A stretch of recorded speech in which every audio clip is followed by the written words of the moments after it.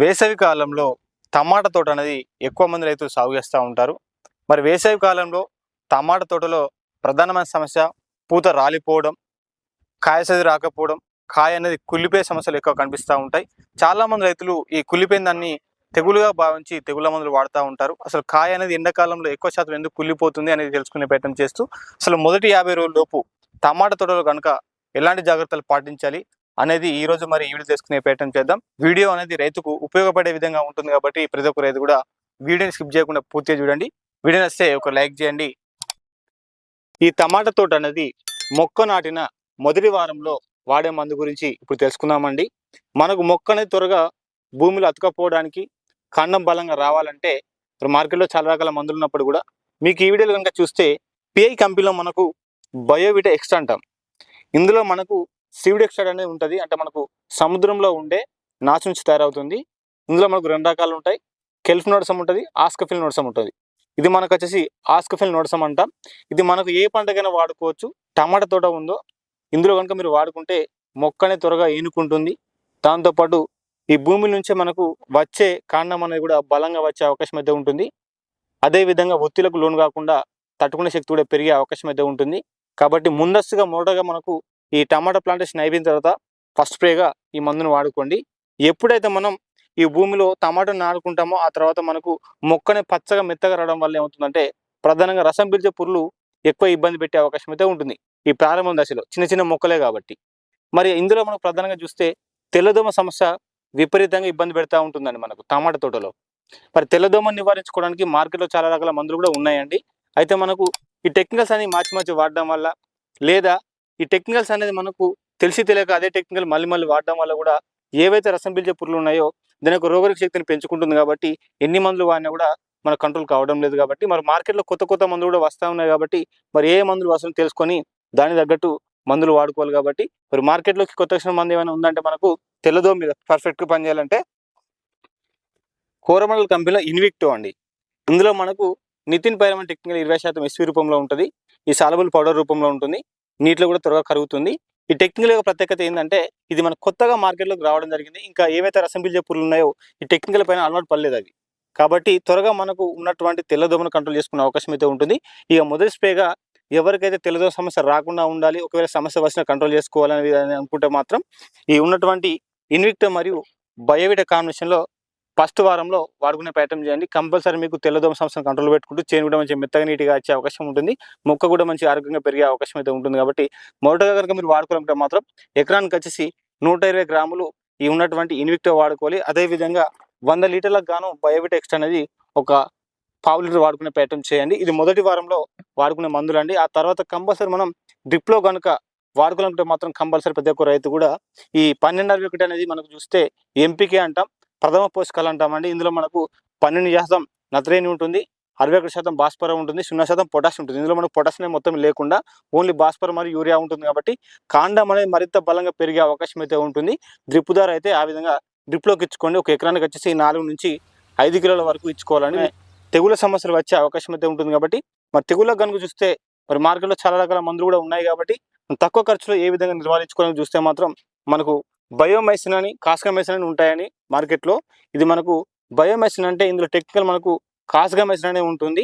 ఎకరానికి వచ్చేసి ఇది మనం 250 ml వాడుకోవాలి. దీంతోపాటు దీని కాంబినేషన్లో సేమ్ ఇదే కంపెనీలో బయోస్టార్ట్ కంపెనీలో మనకు రోకో అనే పేరుతో అందుబాటులో ఉంటుంది. ఈ రోకో అంటే మనకు థయోపెనట్ మెథైల్ టెక్నికల్ అనేది ఉంటుంది. ఇది మనకు ఫంగిసైడ్ మందు అండి. కాండం మచ్చకు, ఆకుమచ్చకు, కాండం కుళ్ళుకు, వేరుకుళ్ళు రాకుండా పనిచేసే అవకాశం అయితే ఉంటుంది. ఈ రెండు కలిపి వాడుకుంటే మీరు కంపల్సరీ ఇది ఒక యాంటీబయాటిక్ మరియు ఫంగిసైడ్గా పనిచేసే అవకాశం అయితే ఉంటుంది. కాస్గామైసిన్ అనేది ఉన్నటువంటి టమాటా తోటలో మనం కంపల్సరీ మైక్రోన్యూట్రియంట్స్ వాడుకోవాలి. మరి మైక్రోన్యూట్రియంట్స్ అంటే సూక్ష్మ పోషకాలు అంటామండి. ఈ సూక్ష్మ పోషకాలు మరి మార్కెట్లో కూడా చాలా రకాలు అయితే అందుబాటులో ఉన్నాయి. అందులో మీరు కంపల్సరీ లిక్విడ్ రూపంలో ఉన్నటువంటి మైక్రోన్యూట్రియంట్స్ అంటే మనకు మెరినో చెప్పుకోవచ్చు. ఎరిస్ కంపెనీలో అందుబాటులో ఉంటుంది మెరినో అనేది. దీనిలో కూడా మనకు ప్రథమ పోషకాలు కొన్ని ఉంటాయి. అదేవిధంగా సూక్ష్మ పోషకాలతో పాటు కూడా ఆస్కఫిల్ నోడ్సమ్ ఏదైతే ఉన్నటువంటి సీవిడ్ ఎక్స్ట్రాక్ట్ కూడా ఇందులో ఉంటుంది. కాబట్టి ఇంకా మనకు మరింత ఈ మొక్కని బలంగా దృఢంగా వచ్చే అవకాశం అయితే ఉంటుంది. ఇది పూత దశలో కంపల్సరీ మనం మైక్రోన్యూట్రియంట్స్ కనుక సరైన నిష్పత్తులు ఇచ్చినట్లయితే పూత మొత్తం రాలకుండా పిందెగా మారే అవకాశం ఎక్కువ కనిపిస్తూ ఉంటుంది. కాబట్టి 4వ స్ప్రేలో ఈ మందులు వాడుకోవాలి. మరి 4వ స్ప్రేకి వచ్చేసరికి కంపల్సరీ మనకు ఎంతో కొంత పురుగు సమస్య కనిపించే అవకాశం అయితే ఉంటుంది. కాబట్టి ఈ పురుగు సమస్యను నివారించుకోవడానికి మనకు టెట్రానిల్ ప్రొటెక్ట్ అనేది చూస్తే బేర్ కంపెనీలో వయోగా పేరుతో అందుబాటులో ఉంటుంది. ఇది మనం పురుగును కంట్రోల్ పెట్టుకునే అవకాశం అయితే ఉంటుంది.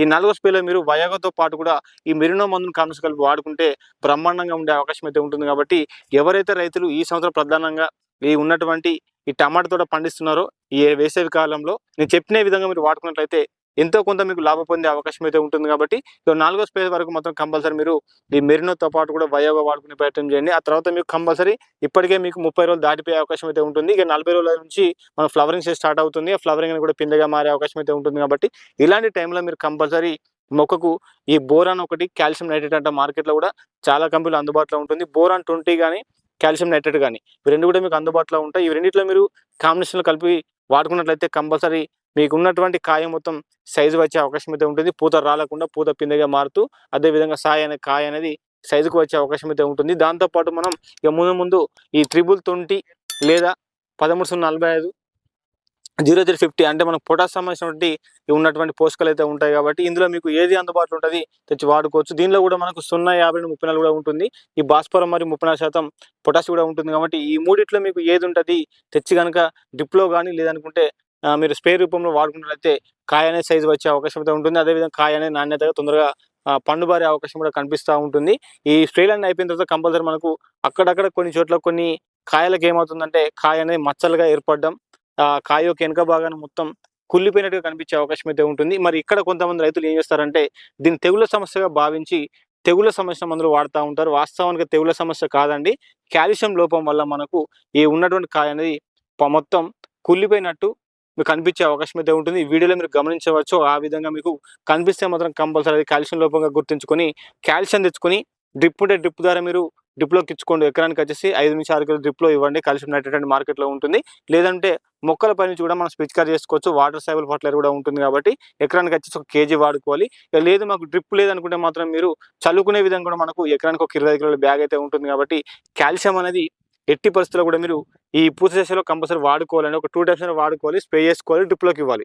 ఆ విధంగా మీకు 2 విధాలుగా మొక్క యొక్క వేల ద్వారా మొక్కల యొక్క ఆకుల ద్వారా మొక్కలు కనుక అందించినట్లయితే కంపల్సరీ కాయ అనేది మీకు నాణ్యతంగా ఎక్కడ కూడా మచ్చలు లేకుండా కాయ మంచి దృఢంగా బలంగా ఉండే అవకాశం అయితే ఉంటుంది. కాబట్టి మీరు మార్కెట్లోకి వెళ్ళినా కూడా మంచి రేటు పడే అవకాశం అయితే ఉంటుంది. కాబట్టి ఈ విధంగా మొదటి 50 రోజుల లోపు ఏవైతే ఈ రోజు నేను చెప్పినటువంటి మందులు ఉన్నాయో మీరు కనుక వాడుకున్నట్లయితే అధిక దిగుబడి సాధించుకునే అవకాశం అయితే ఉంటుంది.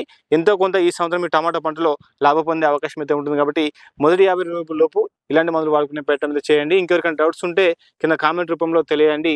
మరి చాలా మంది రైతులు మన వీడియో చూస్తున్నారు కానీ లైక్స్ మాత్రం చేయడం లేదు. ఈ వీడియో మీకు నచ్చితే ఒక లైక్ చేయండి. మరొక రైతు కూడా షేర్ చేసే ప్రయత్నం చేయండి. ఛానల్ ఎవరైనా కొత్త చూసిన వారైతే సబ్స్క్రైబ్ చేసుకొని పక్కనే ఉన్నటువంటి బెల్ ఐకాన్ యాక్టివేషన్ చేసుకోండి. మరొక మంచి వీడియోతోటి మళ్ళీ కలుసుకున్నాం. అంతవరకు సెలవు. ధన్యవాదాలండి. జై జవాన్, జై కిసాన్. Thank you.